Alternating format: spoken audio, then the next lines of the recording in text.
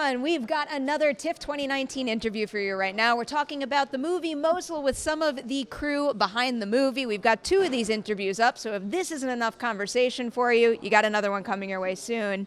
My first question for you guys is, I was reading the press notes. This sounds like an incredibly ambitious project, and you bring aboard a first-time feature director. So what made Matthew the right person to direct the story?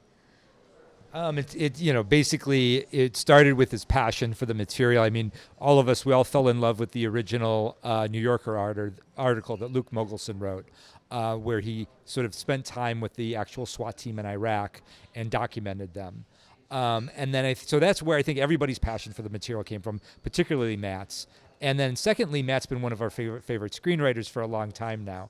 And we had the privilege of working with him closely on something else. So it just all became a natural fit. And when he sparked the material in the way that he did, and he said that he really wanted to direct it, I think Joe and I we could feel his energy and his focus and the intensity of how this story was affecting him. And it just felt like something that we should just do our best to support. He campaigned very hard for it. Yeah. And then Mohamed, of course, being a director as well, we all became his support team in his first time directing effort. I wanted to ask you a little bit about your history in jumping into a project like this, because I'm just someone who greatly values a producer with experience in so many different departments like you have. So what did all of your experience as a director, writer, cinematographer do to help you on this particular movie? It was very important for me to be part of the team behind Matthew in this project. And as soon as the team has been approaching me about Mosul and about how can we have it so close to home, it looked like come from Mosul self, it could look like come from Iraq self. And when I read the script and when I look how Matthew want to approach it and how he's honest and he want to give right to those voice of the policemen that try to liberate Mosul from ISIS, from Daesh, I was really trying to put any offer I have, any experience I have, to put it behind the project and to be like so close to, you feel it like close to home. And the most important things, we have it in great like a screen in Venice.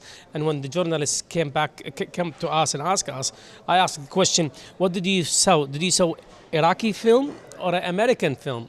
And people came to me and said to me, like, it's Iraqi films, look like shot in Iraq, look like the actor Iraqis. And this is really, we give credit to the John, Anthony, and to Matthew, and to all team behind this project.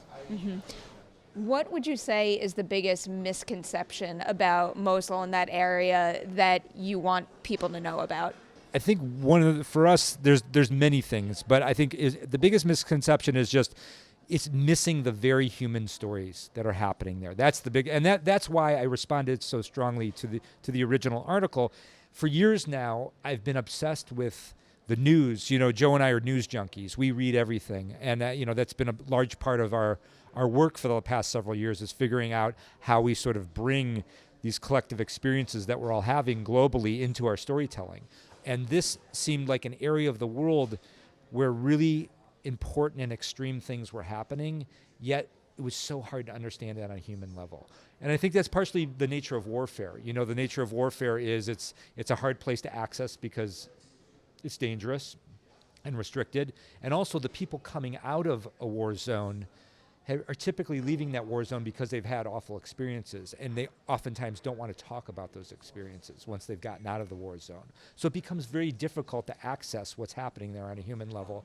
And I think that's really what this story does in a beautiful way, is it really it makes it so simple and relatable to anybody around the world about what it's like to live there and go through those experiences. Yeah, it's tragic that so few people actually know what is going on there and understand it on an intimate level. And that was really the endeavor of this project, was to tell that story. It's a very human story. The level of destruction and pain and suffering there is insane. It's almost hard to comprehend. And that was something that we wanted to convey to audiences all over the world. I feel like I might be getting ahead of myself with this question because we are at TIFF for your premiere here, but What kinds of things can you do right now to prepare to get this movie in front of the most amount of eyes possible? Also, because during my chat with Matthew, he had brought up how this movie is being mislabeled as an action movie. So how do you get this in front of audiences in the most effective way? One of the effective ways that we're going to do it is because, look, no one has ever seen a movie like this before. I mean, that is the best thing this movie has going for it, is that it is going to be a wholly fresh experience for you in the cinema. You've never seen this scale of a production with this type of international crew and collaboration and collaborators involved in the film, but yet specifically in the Iraqi voice. You've never seen that before, and I think it's a revolutionary thing. It's the type of thing that is long overdue, and I also think it's the type of thing that's only the tip of the iceberg in terms of what types of stories are waiting there for us to explore if we simply open our eyes to them. And I think so the virtue of this movie is it's going to give you an experience in the cinema that you've literally never had. I feel like there's no one answer to this, but it's on my mind because you guys are here bringing this movie to the public after having had the biggest box office hit of all time. So why is it important to you to make sure there's that kind of balance,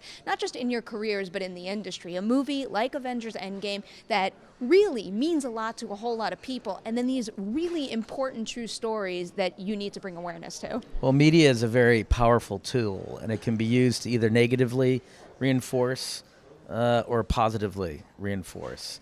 And we want to use it effectively to positively reinforce.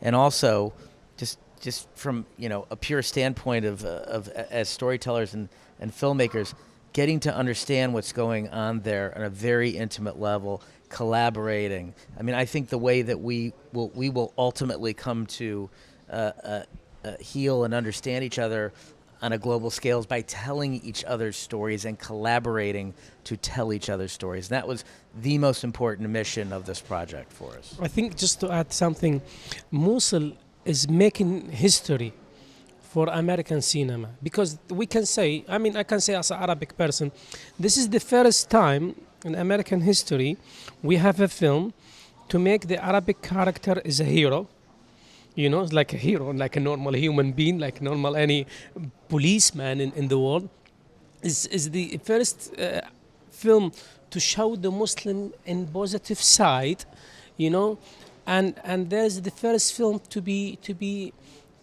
the main character speaking their own language, Arabic language. And I think this is very important step in American history of cinema. Because if I ask you now a question, how many films you saw about Arabic character positive? You are shaking your head now. It makes me happy that you guys are sitting here right now talking about this one. Yeah, so Mosul is really is a history. In the top of that, we have a great story and a great production. And I'm telling you, from a filmmaker that was part of the team to make this film, I saw the film twice, and each time I'm so connected to the story, so connected. By the end, I start to cry, just like feel, wow. It looked like those policemen that we are telling, because based on a true story, those policemen that they were fighting to liberate the city, it looked like they are fighting in the name of international community, because this is what in Iraq was used to tell us. We are fighting in the name of the international community.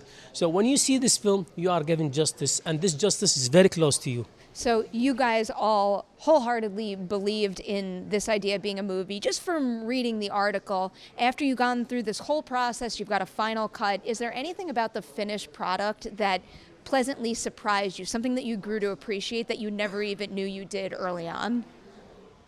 I would say I don't know if we're surprised by it, but I think the performances are exceptional. I really do. I think, Suhail, our lead, his performance is profound in the movie. It's as good as the performances I think you'll see this year, and I think his story, his true story of flight from Iraq and ending up in New Mexico in the U.S.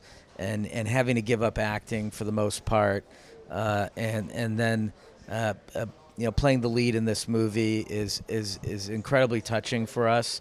And as Mohamed said, when we watch the film, all of that comes to bear for us as filmmakers and producers, and I cry every time I watch the movie too, because you're feeling everything that's happening with this film, from its as you say, a historic approach to storytelling, to the lives of the actors in this movie coming into the film and coming to bear on it with more context, with the context of reality, and that's that's special, and it's just for as a filmmaker, not something that I don't think we'll ever have an experience like this on a project again. Yeah, and I think part of the reason why the cast is such a enormous surprise in this film is a lot of what Mohamed was talking about, in the sense that these are actors, these are extremely talented actors that we went on a global search for, who have been underutilized. They haven't had opportunities to play roles like this yet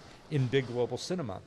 And so I think that's part of the shock, to see them in roles, to see them in leading roles, rather than sort of supporting bad guy roles or sort of day player roles. To see these people in leading roles, especially roles that they put there in, they knew what an opportunity this movie was for them, and they put everything they had into this film. So what they do on screen is just astonishing and heartbreaking and uplifting, and it's really part of the miracle of, I think, of what this movie is. Yeah, and I think also the good things on this film also, it is not only like it's based on a true story, but also is entertainment in the way that us young people in America or Northern America come to watch this film. There is entertainment, because when you get to sit and to watch this film, it looks like you become part of this band of a brother, part of the team, because you want them to be success, because the performance of the team and the acting is so good that you feel you are very attached. So it's not only like the true story, but also the entertainment that you have it through the film from A to Z. Like in 104 minutes, you don't feel it 104 minutes, because you are so like a soldier fighting with the team, and try to get to save this family, try to save their children, and you feel it, you are part of it. Thank you guys. So it makes me really happy to see people come together and make something happen that never did before in this industry. So thank you guys for making this movie, and thank you for your time today. I really cannot wait to see it for myself. Now, we're going to say goodbye, but before we do, a huge shout out to Nordstrom Canada for making these interviews happen. Thank you so much for your support. And to everybody out there, do not leave this interview without liking and sharing it. And again, another Mosul interview is coming your way real soon, so keep an eye out for that on the Collider Video YouTube channel.